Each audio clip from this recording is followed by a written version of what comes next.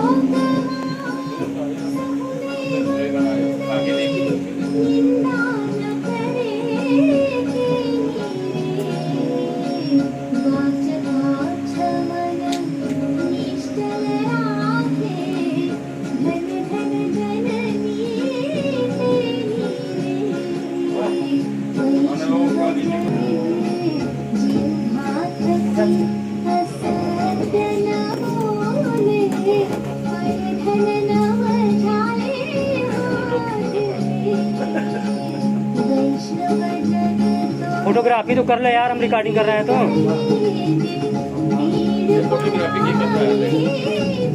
जैसे फोटोग्राफी करत रहा ना, कैमरा सर का है लेकर नहीं कर सकते हैं, करत रहेंगे।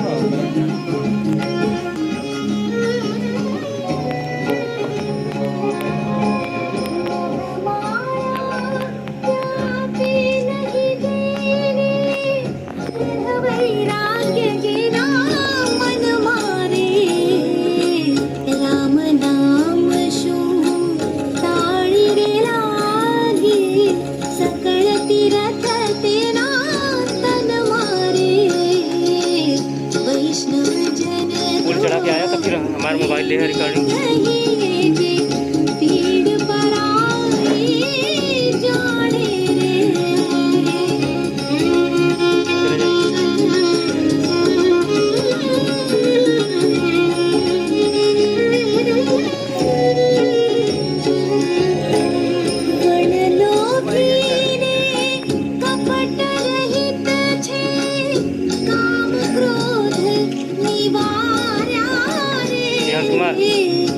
हमारे से रिकॉर्डिंग करा था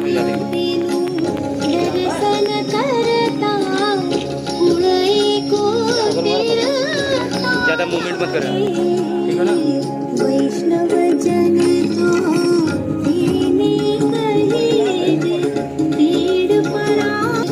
बिहार ताका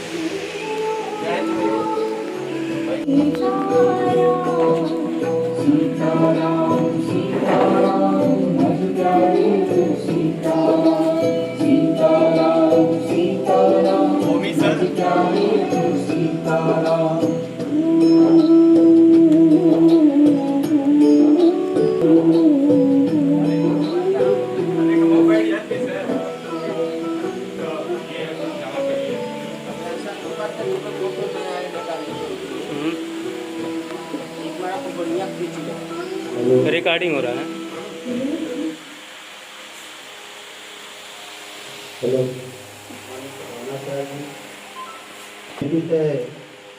एक ऐसी हस्ती का उदय भारत की धरती पर हुआ जिन्होंने अपना विस्तार पूरे विश्व में किया। पूरी दुनिया उनके नाम से, उनके कर्मों से जानती है। मेरे कर्मचारी भाइयों, आप सभी को आज भारत के 2 महापुरुषों के जन्म दिवस पर हार्दिक बधाई इस बात के लिए कि इन लोगों का व्यक्तित्व एवं कृतित्व सदैव अनुकरणीय था और आप सभी एक सामाजिक संस्था में कार्य कर रहे हैं, तो निश्चित रूप से आपके व्यक्तित्व एवं कृतित्व पर इनके व्यक्तित्व का प्रभाव स्पष्ट रूप से दृष्टिगोचर होता है। आप उसके साथ कार्य करते हुए समाज को एक अलग दिशा देने के लिए हमेशा प्रखर रहते हैं और उस कार्य को करने में अपना सहयोग प्रदान करते हैं, जिससे इस विद्यालय का मान सम्मान समाज की दृष्टियों में उच्चतम शिखर की तरफ जा रहा है। ये दोनों महापुरुषों के जन्म का हम तुलनात्मक अध्ययन करते हुए आगे की तरफ बढ़ते हैं। राष्ट्रपिता महात्मा गांधी, जिन्हें महात्मा शब्द से विभूषित किया श्री रविंद्रनाथ टैगोर जी ने, और राष्ट्रपिता से विभूषित किया श्री सुभाष चंद्र बोस जी ने। इनका जन्म 2 अक्टूबर 1869 को काठियावाड़, जैसा दीनानाथ जी ने, मैं उस पर नहीं जाऊंगा कि इन्होंने कब क्या किया, कब जन्म हुआ, क्योंकि सर्वविदित है, शिक्षक समुदाय के बीच बैठा हूं। इनके द्वारा हम सीख क्या सकते हैं और हमें करना क्या चाहिए, उस तरफ बढ़ेंगे। और इन्होंने करते समय इस समाज को एक दिशा कैसे दी, इस पर हम कुछ प्रकाश डालेंगे।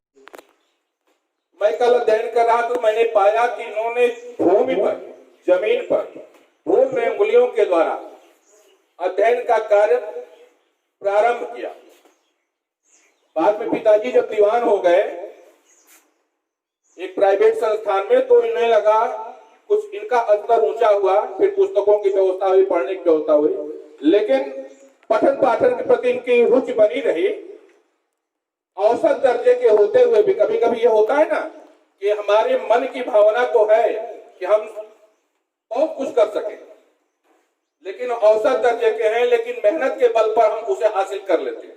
हम लोगों के अध्यापन में भी इस तरह के बच्चे आते हैं, कुछ जीनियस होते हैं और कुछ अपने मेहनत के बल पर अपनी मंजिल को हासिल करते हैं।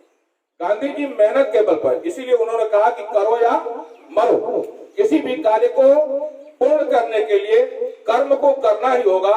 यदि हम कर्म करेंगे तो सफलता हमारे हाथों में होगी और हम उस मंजिल तक पहुंच सकते हैं। गांधी जी का व्यक्तित्व अहिंसा का था। उन्होंने सदैव उसको अस्त्र बनाया और अहिंसा के मार्ग पर चलते हुए समाज में दूरियां न बढ़े, इसलिए उन्होंने अस्पृश्यता को दूर रखा। अस्पृश्यता कहा कि यह समाज के लिए कोड है। हर व्यक्ति एक ही तरह से बना होता है, एक ही ईश्वर की बनाई हुई आकृति है, सबके शरीर में एक ही तरह का खून दौड़ता है और एक ही तरह से उसके साथ व्यवहार होना चाहिए। समाज में अपनों के प्रति दूरियां नहीं होनी चाहिए।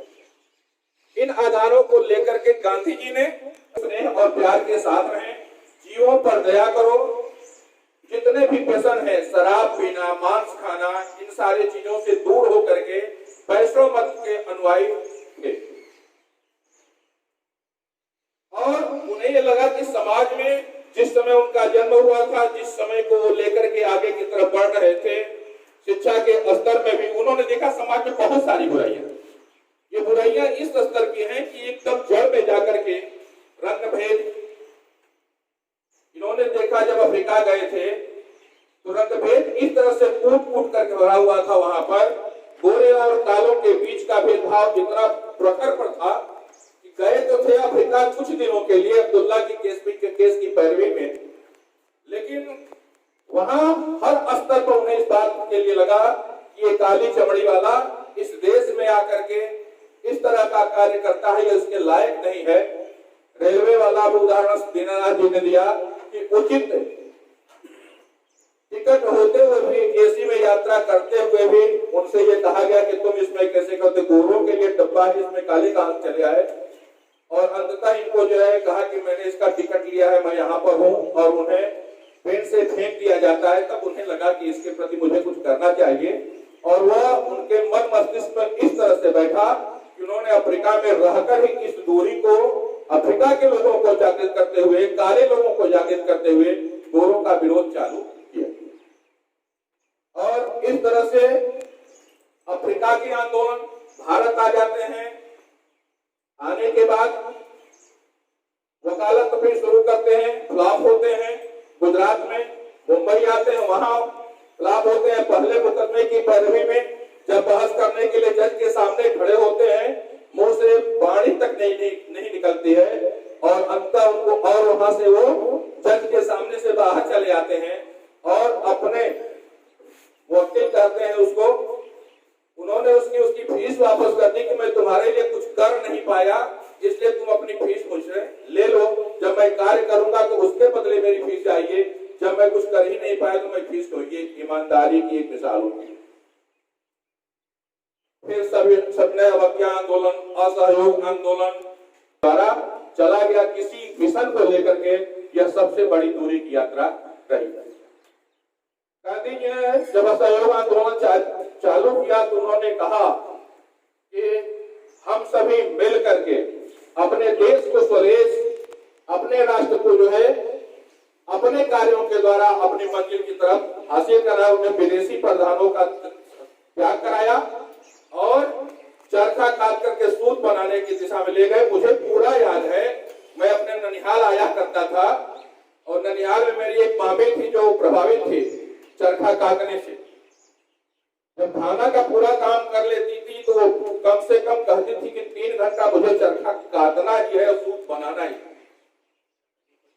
तकलीफ नहीं, वो सूत वाला चरखा जो एक हाथ से चला कर दूसरी तरफ भेजा जाता है। हम लोग भी कभी मनोरंजन के पीछे से उनसे लेकर वो सूत लोई या बोल करते थे, उसको हम सब उसको बनाने का प्रयास करते थे, उसका नुकसान भी करते थे। तो